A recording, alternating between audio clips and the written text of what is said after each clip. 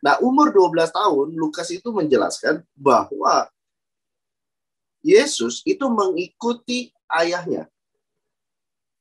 Mengikuti ayahnya, ngapain? Ayahnya tukang kayu.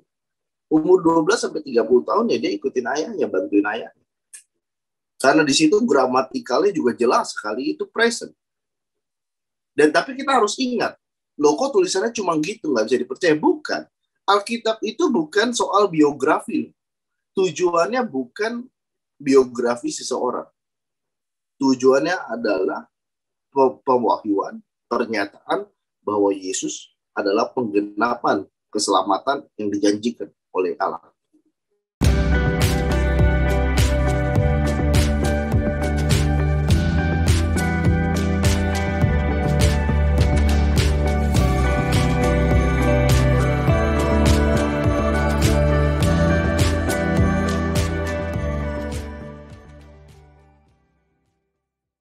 Shalom saudara, berjumpa kembali dalam Bincang Teologia.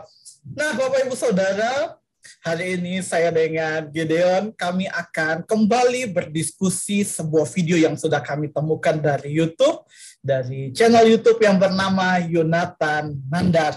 Dan pembahasan hari ini kita akan bahas tentang apakah Yesus menikah dan Yesus mempunyai anak. Untuk itu langsung saja Bapak Ibu Saudara, kita akan bertanya kepada Gideon pada hari ini. Ya bro, halo bro. Ya bro, hari ini kita akan membahas video dari Nandar bro. Ada beberapa hal yang saya tanyakan dan pertanyaan pertama yaitu Nandar mengutip buku yang berjudul Pernikahan Yesus yang ditulis oleh Maggie Whitehouse. Dalam halaman yang ke-9 dan Bapak Ibu Saudara saya akan menampilkan screenshot-nya nanti untuk kita bisa sama-sama melihat buku tersebut. Di situ dituliskan bahwa perkawinan dianggap penting bagi laki-laki ataupun perempuan Yahudi. Seandainya Yesus dari Nazaret belum menikah, menjelang umur 18 tahun, dia akan dianggap sebagai makhluk yang paling aneh. Lebih buruk lagi, dia tidak akan sungguh-sungguh diterima sebagai guru oleh orang-orang Yahudi lainnya. Bagaimana bro menanggapi dari kutipan buku tersebut bro? Iya, thank you bro. Yang pertama, saya ingin menyampaikan bahwa setiap manusia dapat memiliki misinterpretasi. Karena seluruh manusia berdosa, maka setiap manusia berpeluang untuk memiliki misinterpretasi atau salah dalam menginterpretasikan sesuatu. Ya, kita harus ingat itu. Tidak peduli latar belakang dia seorang pendeta atau seorang tokoh agama di Kristen yang terlihat hebat, karena kemarin saya melihat dari latar belakang Maggie Whitehouse ini bahwa beliau adalah seorang komedian, beliau adalah seorang pelayan juga di gereja, beliau seorang reporter, dan ada beberapa pekerjaan lainnya yang beliau lakukan. Nah, kembali saya menekankan bahwa ini adalah tulisan dari Maggie Whitehouse. Ya, yang pertama, Anda harus tahu dulu bahwa di dalam Torah, otoritas tertinggi dari Yahudi, Torah tidak pernah memaksa seseorang untuk menikah atau tidak. Itu yang pertama, otoritas tertinggi tidak pernah menuliskan paksaan bahwa setiap manusia harus menikah. Yang kedua, Kejadian 1 ayat 26 sampai 28. Keturunan itu adalah blessing-nya Tuhan, berkatnya Tuhan untuk natur manusia. Bukan bicara soal pribadi A, pribadi B, pribadi C, pribadi D. Tidak. Tapi blessings ini untuk natur manusia. Jadi ada kelahiran di bumi ini, itu blessing-nya Tuhan. Ada juga orang yang tidak menikah, ya juga bukan berarti dia tidak diberkati oleh Tuhan. Karena ini blessings berbicara kepada nature of human. Maka baca di dalam Kejadian 1 ayat 26 sampai 28. Itu yang kedua. Yang pertama tadi tidak ada paksaan dalam Torah, otoritas tertinggi. Yang kedua, kelahiran itu adalah blessing dari Tuhan. Yang ketiga, adat istiadat Yahudi soal menikah itu dikhususkan di dalam Sanhedrin. Ya, di dalam Sanhedrin. Jadi kalau berbicara rabai itu ada yang di dalam Sanhedrin, ada yang di luar Sanhedrin. Sanhedrin itu seperti organisasi Yahudi ya, Bapak Ibu, Saudara. Nah, jadi memang ada beberapa kasus yang dituliskan. Saya mengambil dari sumber kabat.org yang dimana isinya adalah orang Yahudi sendiri. Dia menuliskan bahwa Sanhedrin itu tidak memaksakan, kecuali ada kasus-kasus tertentu yang memang membutuhkan pernikahan. Itu diharuskan. Ya. Jadi tidak juga dalam paksaan, dan ini konteksnya di dalam Sanhedrin. Bukan seluruh orang, bukan. Tapi di dalam Sanhedrin. Jadi ketiga ini aja saya menyampaikan bahwa hal yang dituliskan dan digunakan oleh jadi Bapak siapa menggunakan tulisan Maggie Whitehouse? Ya, Bapak Nandar, untuk menggunakan tulisan Maggie Whitehouse, Anda perlu memahami dulu seperti tadi. Yang pertama adalah setiap manusia memiliki misinterpretasi, peluang untuk misinterpretasi. Nah, kembali harus dilakukan kajian-kajian agar tulisannya itu benar atau tidak, tulisannya selaras atau tidak. Jangan cepat-cepat, oh ini sesuai dengan keyakinan saya gunakan untuk menentang keyakinan Kristen. Ya, jangan mentang-mentang sama sejajar keyakinannya lalu digunakan. Nah, tidak bisa seperti itu. Harus fair, mengkaji secara benar-benar fakta-fakta yang memang ada di sana. Demikian, Bro. Ya, thank you, Bro. Pertanyaan yang kedua, Bro. Dari literasi yang tadi Nanda sampaikan di pertanyaan pertama tadi, maka dia menyatakan bahwa tidak heran jika Yesus itu menurut Nanda menghilang dan baru muncul di umur 30 tahun. Kenapa? Terus Nanda melanjutkan, kenapa? Karena menurut dia, kembali lagi, syarat mutlak seorang rabai itu menikah. Jadi ketika Yesus menghilang itu, Nanda berasumsi bahwa itu Yesus sedang menikah. Jadi tidak dituliskan oleh Alkitab. Bagaimana, Bro, menanggapi hal tersebut, Bro? Iya, thank you, Bro. Sebenarnya Alkitab menuliskan, dan kita bisa belajar bahwa sistem Yahudi yang digunakan pada kehidupan sehari-hari, yaitu sistem patriarkal, di mana seorang ayah adalah pemimpin dan anak-anak itu memiliki kebudayaan sekitar dari kecil, umur 6 tahun, itu sudah mulai belajar, menempuh pelajaran sampai umur 30 tahun. Dan 30 tahun itu baru dianggap matang untuk berada di dalam Sanhedrin. Ya, baru dianggap matang untuk berada di dalam Sanhedrin. Umur 30 tahun. Nah, umur 12 tahun, Lukas itu menjelaskan bahwa Yesus itu mengikuti ayahnya. Mengikuti ayahnya, ngapain? Ayahnya tukang kayu. Umur 12 sampai 30 tahun ya dia ikutin ayahnya, bantuin ayahnya. Karena di situ gramatikalnya juga jelas sekali itu present. Dan tapi kita harus ingat, loh kok tulisannya cuma gitu, nggak bisa dipercaya? Bukan. Alkitab itu bukan soal biografi. Tujuannya bukan biografi seseorang. Tujuannya adalah pewahyuan, pernyataan bahwa Yesus adalah penggenapan keselamatan yang dijanjikan oleh Allah. Tujuannya itu. Jadi nggak lepas dari tujuan itu. Ya kalau jadi biografi repot. Ya, maka Yohanes menuliskan, sebenarnya masih banyak lagi yang Yesus lakukan. Tapi semua yang kutuliskan ini, Yohanes 20, ayat 30-31. Tetapi yang kutuliskan ini semuanya cukup untuk kamu percaya bahwa Yesus adalah anak Allah. Ya, jadi nggak perlu semuanya ditulisin buat apa. Karena memang ada tujuan tersendiri, ya nggak perlu semuanya dibahas. Gitu.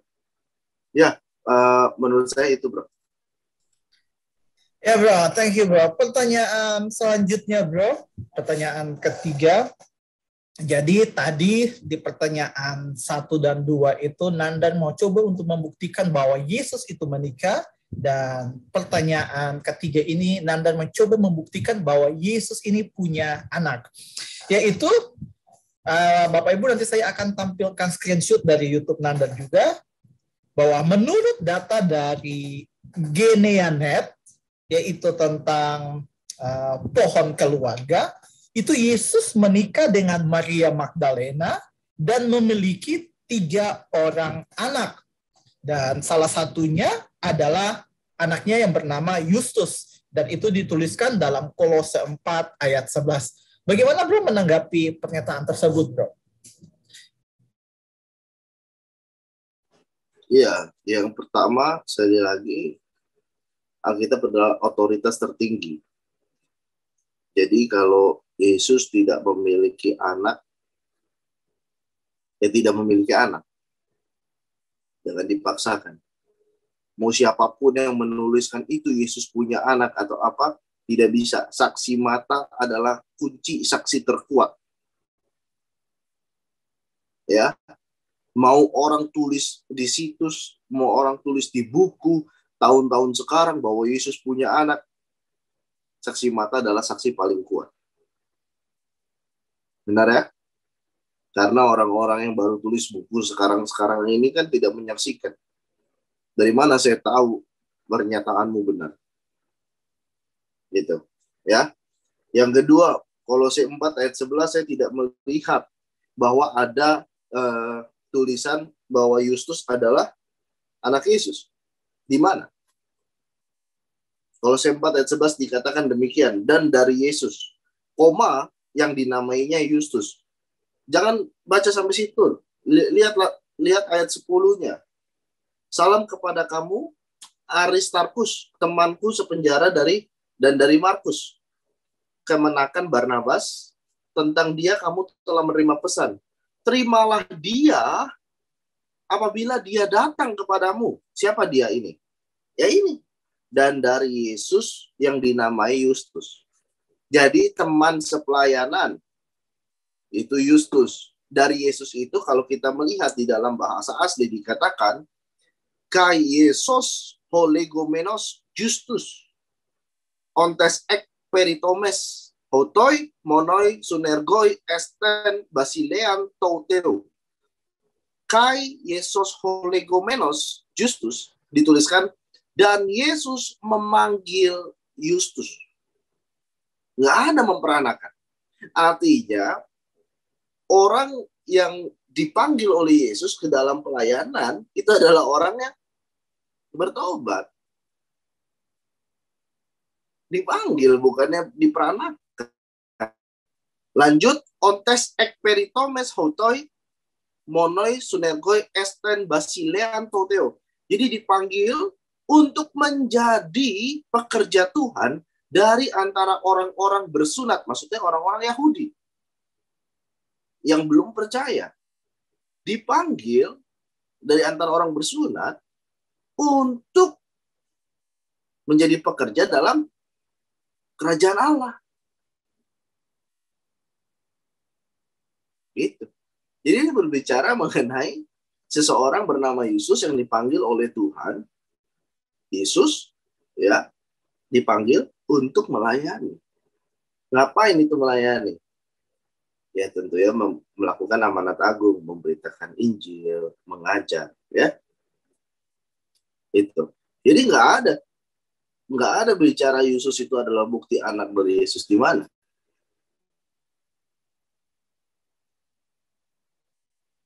Jadi sekali lagi, mau dari website kayak mau dari buku, mau dari manapun, ya kaji dulu lah, lebih baik.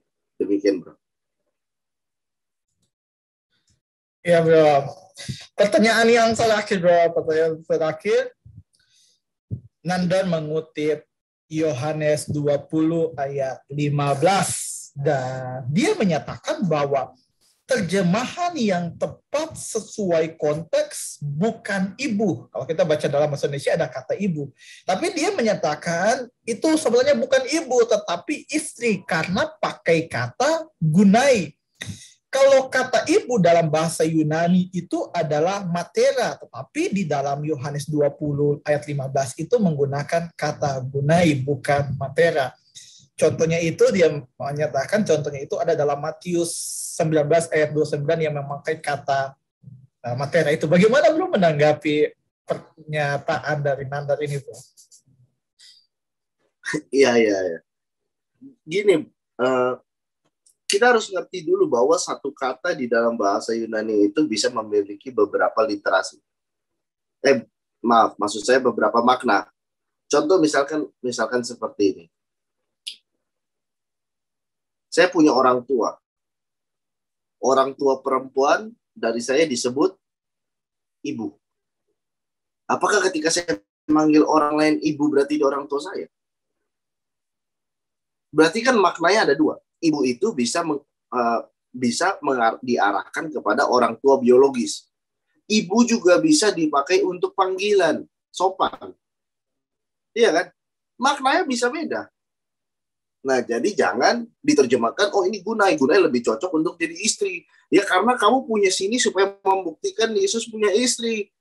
Kalau kajian seperti itu nggak bisa. Itu nggak fair dan tidak akademik sekali. Kalau bisa semua orang menginterpretasikan sesuai dirinya, kemauannya masing-masing. Lah, banyak orang bidah kamu marahin. Banyak orang bidat kamu marahin. Ya biarin aja mereka bidat kan harusnya.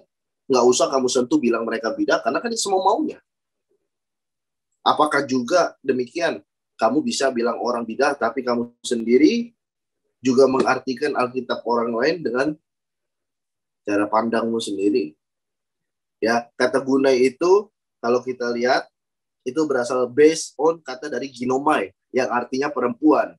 Jadi gunai ini bisa memang berarti istri, bisa berarti wanita, bisa berarti panggilan.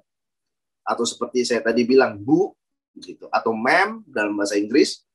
Nah, itu bisa berarti demikian. Kita lihat dulu kenapa Yesus tidak memanggil matera. Karena di dalam Matius 28 ayat 1, Markus 16 ayat 1 jelas sekali apakah yang datang itu dituliskan Maria ibu Yesus. Itu dipanggilkan, yang datang itu adalah Maria Magdalena, Maria ibu Yesus, dan Maria yang lain-lain. Maria ibu dari Yakobus, Zebedeus. Nah, itu datang. Gitu. Jadi ketika datang mereka tidak menemukan Yesus. Lalu Yesus bangkit. Yesus bilang, kamu cari siapa? Gitu kan? Nah, kata cari siapa ini dulu kan tadi di ayat Matius, sebentar. Tadi di ayat berapa? Yohanes 20 ayat 15. Itu harus dilihat dulu gitu. Dia bicara sama siapa? Konteksnya apa? Sama mamanya? Sama Maria yang mana? Kan di dalam Matius 28 ayat 1, Markus 16 ayat 1 sudah jelas itu ada beberapa Maria. Maka itu ketika diomongin oleh Yesus itu lebih cocok sebagai panggilan sopan santun. Bu, kamu cari siapa? Masa manggil orang istri, kamu cari siapa istri? Masa gitu kan? Kan nggak mungkin. Minimal kalau punya istri pasti panggil nama. Ya nggak? Kalau kita mau manggil seseorang dengan status, Bu, nah itu kan punya tujuan ya, karena kondisi misalkan kita ketemu ibu guru, saya panggil Bu, apakah berarti dia orang tua saya? Enggak tuh. Karena kita mesti melihat dulu konteksnya. Jangan bilang, oh ini pasti istrinya nih Maria Magdalena. Enggak, cuma Maria Magdalena datang baca. Gitu, ya. Jadi jangan dicocok logi. Gitu. Ya, demikian bro. Ya, thank you bro udah menjawab saja pertanyaan pada hari ini. Dan sebelum kita mengakhiri video ini, ada yang mau Bro sampaikan untuk setiap orang yang menyaksikan video ini? Pesan saya dengan tulisan-tulisan, meskipun memiliki latar belakang tokoh agama, pendeta, dan sebagainya. Karena segala jabatan itu tidak mempengaruhi seseorang. Yang benar-benar mempengaruhi seseorang memahami firman atau tidak, hanya tuntun Roh Kudus kepada firman Tuhan. Sehingga ketika belajar dengan sungguh-sungguh, melakukan apa yang Yesus perintahkan, pemuridan, dituntun oleh Roh Kudus, pasti memunculkan pemahaman di dalam internal diri kita.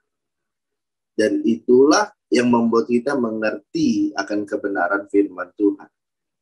Sehingga kalau orang yang berdosa, orang dapat berdosa, pasti dapat memiliki juga peluang untuk salah interpretasi.